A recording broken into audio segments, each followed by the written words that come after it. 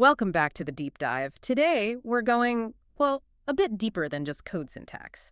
We're exploring how computers actually seem to think. That's right, how they make decisions. Exactly. We're diving into the world of selection control in C++.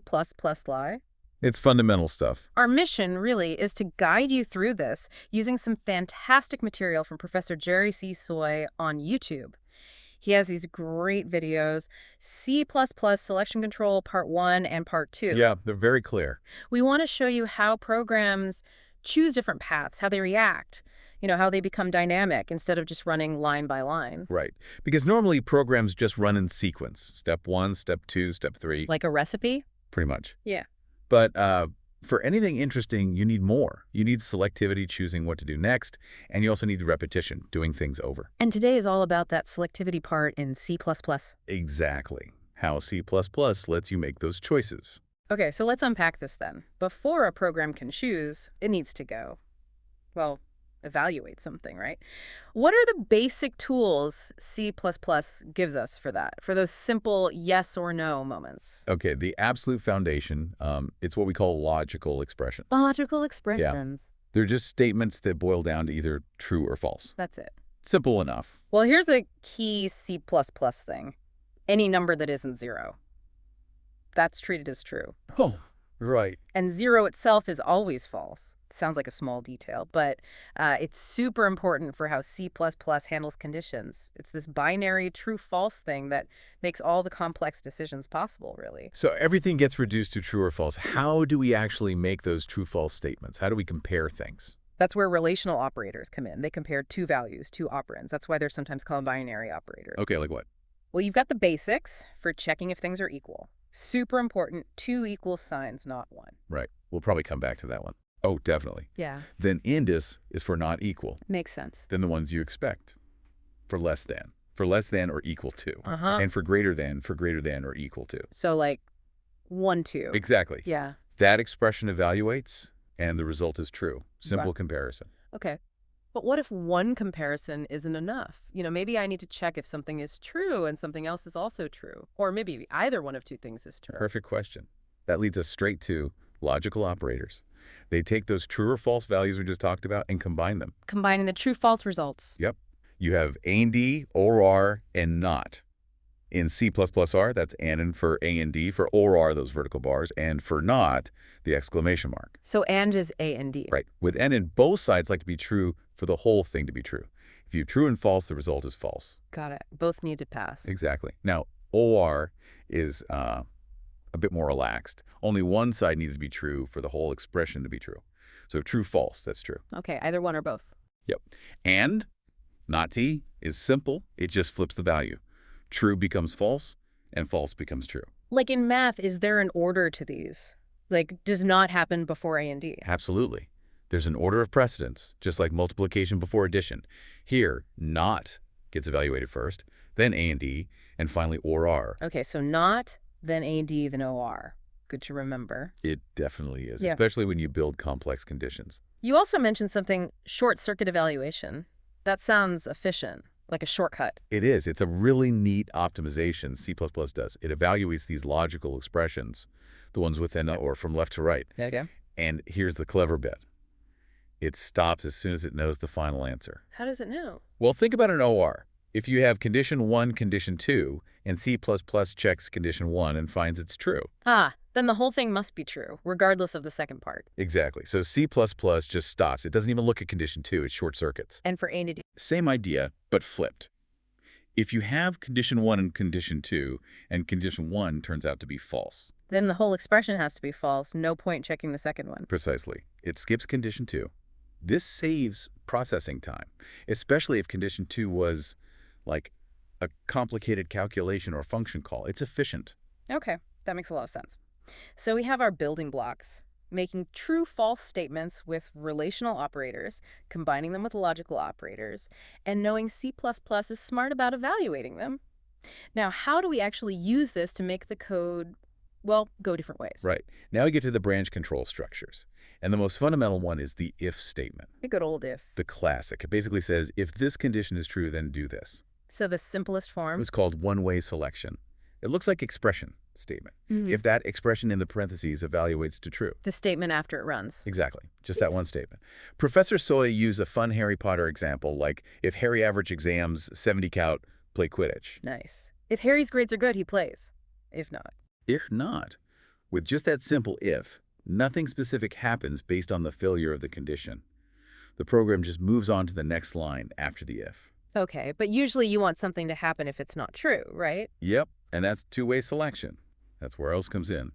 If expression statement, else another statement. So if true, do the first thing. Else, meaning if false, do the second thing. Exactly. Our Quidditch example becomes, if Harry average exams 70 count, play Quidditch, else count, no Quidditch. One or the other happens. And what if you have, like, lots of possibilities, not just true, false, but maybe checking for A, B, C, or D? Then you get into multiple selections. You can chain these together using if, else. So if condition A, condition B, else condition C, else. It checks each condition in order until one is true, runs its code, and then skips the rest. Or you could nest them too, right? An if inside another if? Absolutely. Nesting if statements is very common for handling more complex layered conditions. Now, you mentioned earlier that if expression statement only controls one statement. What if I need to, say, print a message and update a variable if the condition is true? Two things, or three. Ah, yes, crucial point.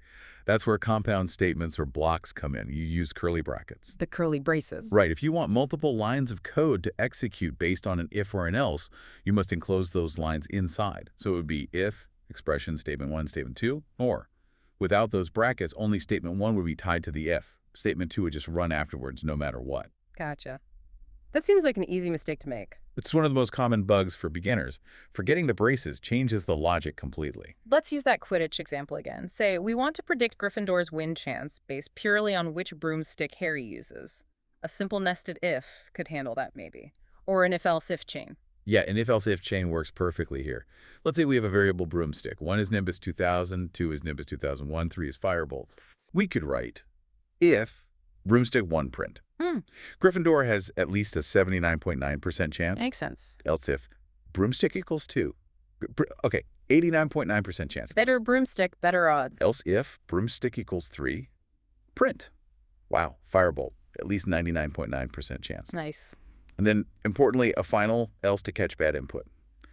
Else print, you entered an incorrect broomstick choice. That handles all the valid options and an error case. Pretty clear. Right. But if you had like 10 broomsticks, that if-else-if chain could get really long. It could, yes. And that's where sometimes another structure feels a bit cleaner. Is there an alternative for this kind of check one variable against several specific values scenario? Yes, there is. C++ offers the switch structure. It's another branch control structure designed specifically for multiple selections based on the value of a single expression, usually an integer or a character. A switch statement. How does that work? You write switch expression, and then inside curly braces you have case labels, Yeah. like case 1, case 2, etc., corresponding to possible values of the expression. So switch broomstick and then case 1, case 2, case 3. Exactly. After each case label, you put the statements you want to execute if the expression matches that value. Okay. But here's the really crucial part about switch. The break statement. Break. Yeah. After the code for a specific case runs, you almost always put break. This tells the program to immediately jump out of the entire switch block. And if you don't put break? Then you get fall through. Execution literally falls through to the next case label and starts executing its code and continues falling until it hits a break or the end of the switch. That sounds potentially messy. Or useful. It can be useful for very specific situations where you intentionally want multiple cases to share code, but honestly, most of the time, forgetting a break is a bug. It leads to unexpected code running. Okay, so break is important. What about the error case, like the wrong broomstick number? Switch has a default case for that. You write default, and the code after that runs if none of the other case values match the expression. It's like the final else in an if-else-if chain. Let's try that broomstick example with switch. How would it look? Okay, it translates pretty nicely. Switch, broomstick. Right. Then, inside the braces. Print, Gryffindor has at least a 79% chance of winning. Break. Okay, case, code, break. Case 2. Print, Gryffindor has an 89% chance. Right. Break. Got it. Case 3. Print, Gryffindor has at least a 99% chance of winning. Break. And the default. Print, you entered an incorrect broomstick choice. No break needed after default if it's the last thing, but it doesn't hurt to put one. That does look a bit cleaner for this specific kind of check, doesn't it? Yeah, for comparing one variable against a set of constant values, switch is often very readable. Now, what if things get really complicated? Like, we don't just care about Harry's broomstick, but also his physical shape. Let's say that's rated 1 to 10. How do we combine these factors? That's where nesting really shines. Hmm. You can put control structures inside other control structures. Eh. An if inside an if, a switch inside an if inside a case of a switch, even a switch inside a switch. Whoa, okay, so you can layer the decisions. Exactly. You handle one level of conditions, and based on the outcome, you enter another level of conditions. It lets you build really specific logic paths. Let's try that Harry's shape and broomstick example. First, maybe using nested if-else. That sounds like it could get deep. It can, yes. Let's outline it. We need input for shape, 110, and broomstick, 1 to 3. Okay. The outer structure could be based on shape. If shape L block for shape 1 to 7. Right. So if he's in decent shape. Then inside that block, we nest another if-else based on broomstick. Oh, okay. So inside the shape, if will 7 block, if broomstick 1, print 70% chance. Else if broomstick 2, print 80% chance. Else if broomstick 3, print 90% chance. Else print bad broomstick choice. So shape sets a baseline, then broomstick refines it within that baseline. Precisely. Then you'd have an else if shape if for the outer structure. And inside that, another nested if-else if for the broomstick, but maybe with slightly higher percentages like 75, 85, 95. Exactly. And you'd repeat that pattern for shape, 9, shape equals 10, each with their own inner broomstick check and increasing odds. And then a final outer else. Yep, a final outer else to catch if the shape entered was like 0 or 11 or something invalid. Incorrect integer for Harry's shape. Wow, okay. That builds a pretty detailed decision tree. It works, but it looks complex to write and read. It can be, yes. Lots of indentation, lots of nested logic to track. So could we do the exact same thing with nested switch statements? Would that be any clearer? You absolutely can achieve the identical result, whether it's clearer. Well, that often comes down to personal preference or team coding style. Some people find nested switch cleaner for this, others prefer the nested if. How would the nested switch look, roughly? You would have an outer switch shape. Okay. Then you could group cases, like case 1, case 3, case 4, case 5, case 6, case 7, all falling through to the same point. Ah, using the fall through deliberately? Exactly. And at that point, you'd have a nested switch, broomstick. Right inside the outer cases 1 through 7. Yep. With its own case 1, case 2, case 3, printing 70%, 80%, 90%, and a default, each needing a break for the inner switch.